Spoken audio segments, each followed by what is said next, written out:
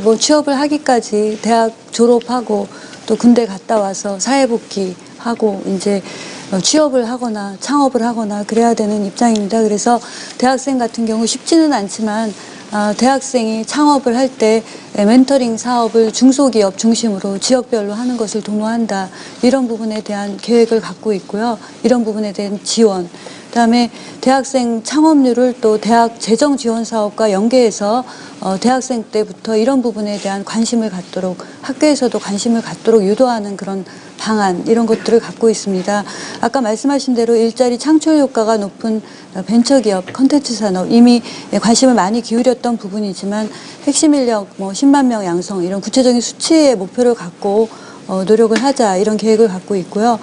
또 결국은 취업을 하더라도 비정규직 정규직 문제가 있기 때문에 청년이 신규 고용되는 시점에서 31세 미만의 청년이 처음 정규직으로 채용하는 기업에 대해서는 3년 동안 정부가 첫 1년에는 100%, 2년에는 70%, 3년에는 50% 차등 지원하는 방식으로 해서 많이 고용할 수 있도록 그런 지원 방안을 정부와 기업의 출연금으로 마련하자. 뭐 간접적인 유도 방법이지만 그런 것을 갖고 있습니다. 그리고 소상공인 으로서 또 시작을 할 경우도 있기 때문에 지역별로 소상공인 직업학교라든가 물류센터 같은 것을 가져서 취업을 못할 경우에는 이런 방안으로라도 본인이 일어설 수 있는 기회를 갖도록 하자. 그래서 여러 트랙으로 방안을 갖고 있습니다. 예. 자, 이제 저희 토론 시작해 볼까요? 어느 분 네, 제가 먼저 말씀드리겠습니다. 먼저 새누리당에서는 이 일자리 공약과 관련해서는 먼저 이명박 정부가 출범할 때 내세웠던 300만 개의 일자리를 창출하겠다라는 공약이 전혀 실현되지 않은 데 대해서 일단 국민들에게 사과부터 해야 되는 게 아닌가, 또 반성부터 해야 되는 게 아닌가 이렇게 생각이 되고요. 두 번째는 지금 그 희망사다리 장학금이라고 해가지고 이 청년들의 중소기업 이 취업 촉진책을 내놓고 있는데 이 내용을 보면은 거의 노예 계약 수준입니다.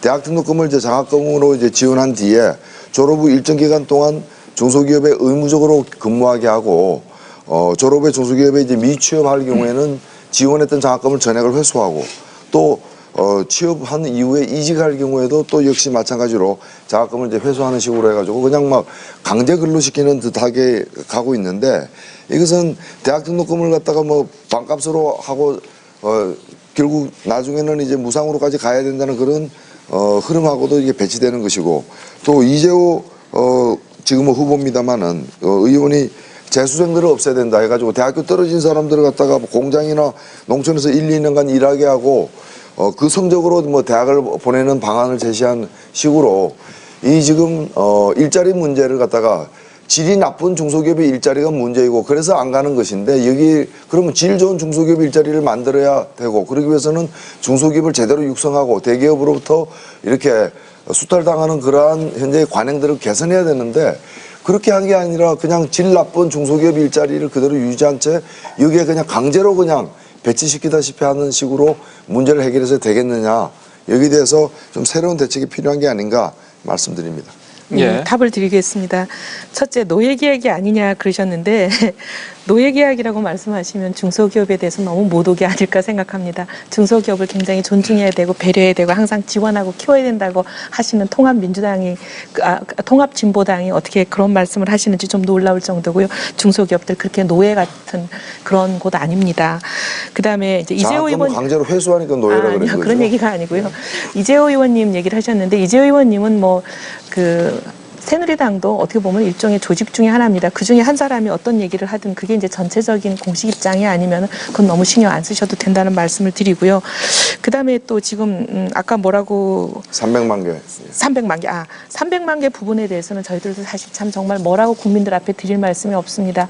어떻게 보면 이명박 정부가 출범하면서 좋은 일자리를 만들어 보겠다는 욕심이 앞서서 그렇게 공약은 드렸지만 실천하지 못한 것에 대해서는 사실 저희들도 정말 어떻게 보면 사과의 말씀을 드릴 수밖에 없다. 이렇게 이렇게 말씀을 드리고요.